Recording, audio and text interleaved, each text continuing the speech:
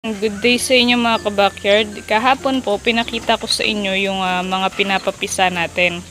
So krinak ko na sila kahapon mga ka-backyard. Meron akong in-upload kahapon na kung paano sila yung ginawa ko sa egg. Ngayon naman po ay update ko kayo kung kamusta na yung mga pinisa natin kahapon na mga sisiw, no? So samahan nyo ako mga ka-backyard. Buksan natin tong ating incubator. Na late na ako ng gising. So ayan. Ayan, no? Na-late na po ako ng gising mga ka-backyard. Kagabi ay inano ko na to. Inikot ko sila ng 9 PM. Late na tayo ng konti. 2 times a day ko lang naman po kasi ito iniikot. So ayan mga ka-backyard, tignan natin ito. Ayan, no? Gagawin lang po natin dyan ay tutulungan natin siya. Kasi hindi niya na ma-figure out saan siya lalabas. Yan mga ka-backyard, oh. So lalagay ko na po siya dito sa ilalim. At ito na po yung mga kagabi pa siguro yan na lumabas mga ka-backyard. Ito mga ganito. Tutulungan po natin itong mga to. Ayan.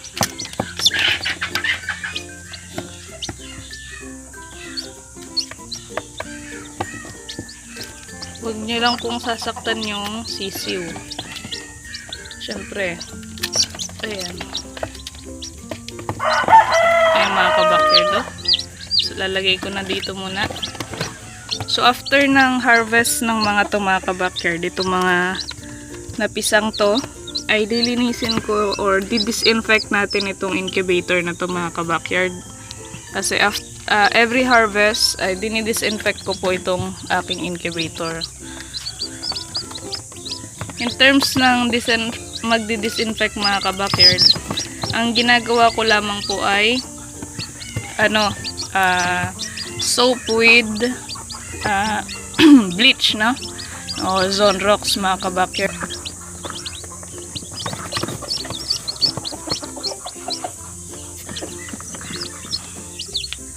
Alisin lang natin tong mga shell na pinanggalingan ng mga sisiw natin. So bakit ko nga po pala pinapakita sa inyo yung ganito? Napakita ko naman na sa inyo dati pa. So syempre mga ka-backyard, yung mga bago nating subscribers ay hindi naman nila mahahanap agad-agad yung mga video natin before, no? So, gusto ko lang din i-update kayo na successful po yung ating hatching lagi dito, no? Ayan mga ka-backyard. Ayan sila. Marami-rami ang mga yan. Marami-rami tayong aalagaan. Ayan, no? Ayan, ang kikit nila mga ka-backyard. Ayan. Dami nila. Pa po yung isa. Ayan. So yung mga shell na ganito, yung mga pinanggalingan nila mga ka-backyard, alisin ko na. Ito, meron pa po ditong isa na hindi rin makalabas. Tulungan natin siya mga ka-backyard, no? Hindi po kayo mag-alala kasi yung way ko po ng pagkakrak ng itlog dito ay hindi po nasasaktan yung sisiw. Lalabas ko lang po siguro yung ulo niya. Bahala na siyang lumabas mag-isa. So, yan sila mga ka-backyard. So, ayan po sila. So, tingnan natin yung iba mga ka-backyard. Ito. Kung okay na ba silang lalabas. Ito hindi pa mga ka-backyard. So yan na po yung mga napisaan. Nasa ilalim na po sila ngayon.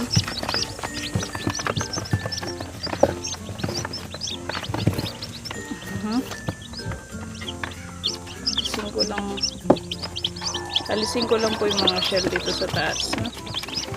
Ito mga ka-backyard, papakita ko sa inyo paano ko siya tinutulungan.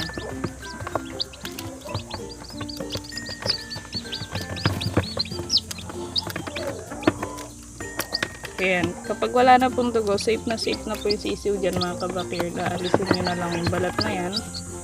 No?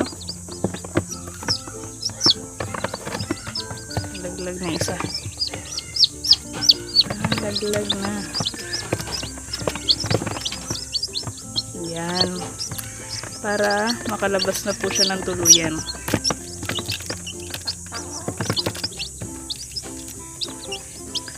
So mamaya mga kabakir, i-harvest na natin itong mga to para makakain na din sila.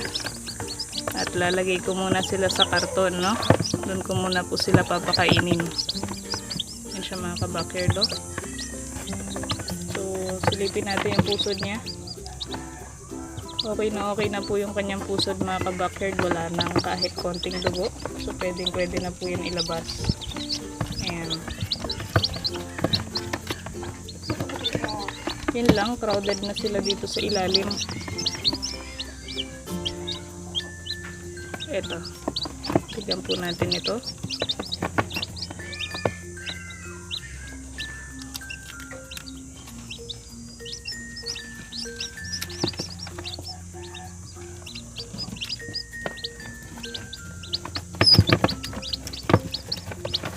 Uy.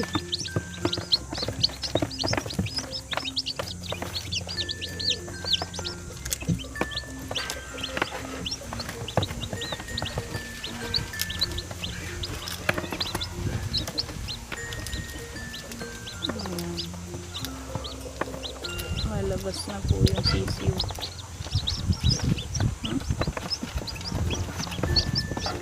So, lagay ko muna siya dyan mga kabakir. So, ito pa. Ito. So, mga kabakir, bakit ko nga po pala pinapakita sa inyo yung ganito, no? Siyempre po gusto ko pong i-share sa inyo yung kung paano po yung way ko mga kabackyard. Ayoko namang solorin kasi yung karamihan sa atin ang ginagawa lang or ang ginagamit lang na incubator ay ganito lang, DIY, no? So syempre yung iba hindi naman nila kabisado yung paano mag-hatch, kung paano yung tamang way ng pag-hatch, no? Nandito pa po yung iba, tapos yung mga iba mga kabackyard nasa ilalim na. So ayan sila mga kabakir, do. Ang dami na po nila dito sa ilalim. Ayan. Sisiksikan na po sila. At tignan po natin tong iba dito.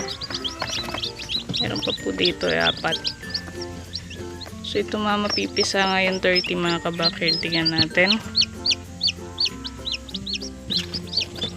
Wala pa namang sign na mapipisa sila. Or napipisa na, kaya lagi lang muna po natin dito, no? Hintayin ko lang sila mga kabackyard na mag-crack. So ayan lang yung update. Ito yung update dito sa ating incubator ngayon, araw na to mga kabackyard. Kahapon ay nag-hatch pa lang to mga to, or krinak ko pa lang sila. Ngayon ay fully hatch na sila mga kabackyard. So ngayon naman mga kabakir, ay papakita ko sa inyo kung paano ko binubutasan tong egg, no? Alam ko ito ay mapipisa na ngayon kasi sinalang ko po ito nung April 30. So 19 na po ngayon. So ang ginagawa ko mga kabakir, ay pinupukpuk ko lamang po yung pinakataas niya ng lapis, no?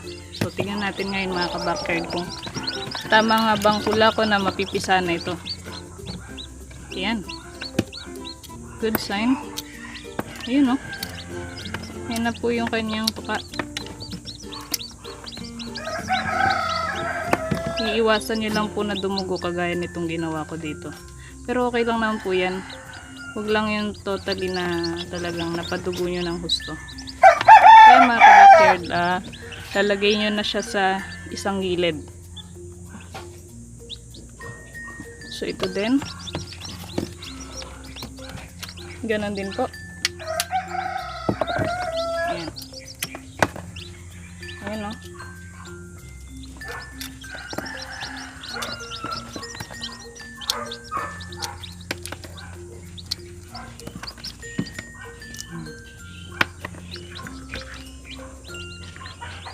okay na siya mga ka-backyard. Ayan.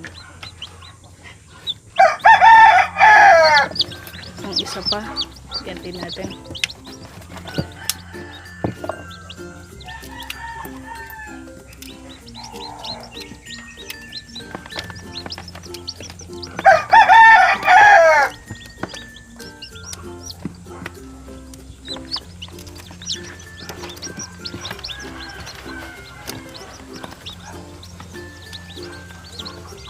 Ayan, nilabas ko lang po yung tuka niya.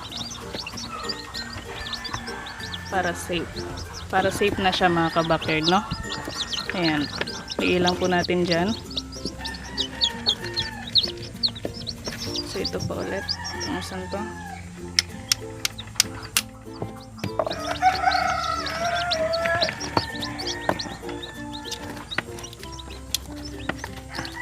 So, dito mga ka-backyard, wala pa siyang tuka na nilalabas. So, okay lang yan. Pero dapat ilayo mo siya sa ilaw. Yan, para hindi po siya matuyo. Ito naman, tignan din natin.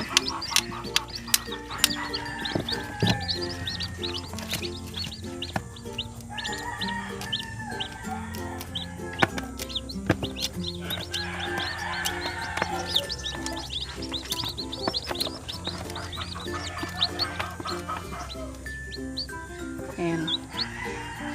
Lumabas na yung kanyang tuka. So, ilagay lang po natin doon sa dulo para ma-hatch na siya. Ito din.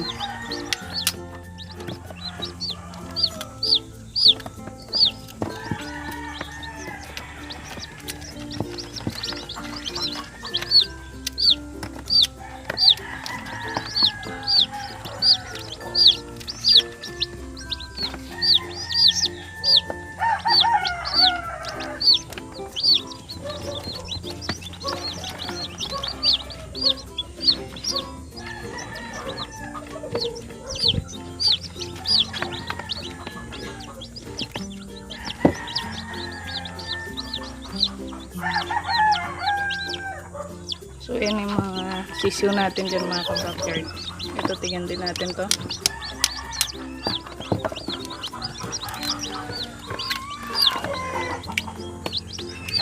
Ito, medyo wala pa to mga ka-backyard. Trinay ko lang. Ayan.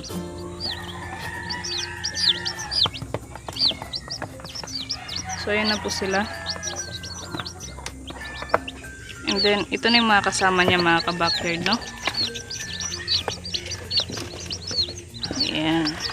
Tapos ito na po yung mga ngayon.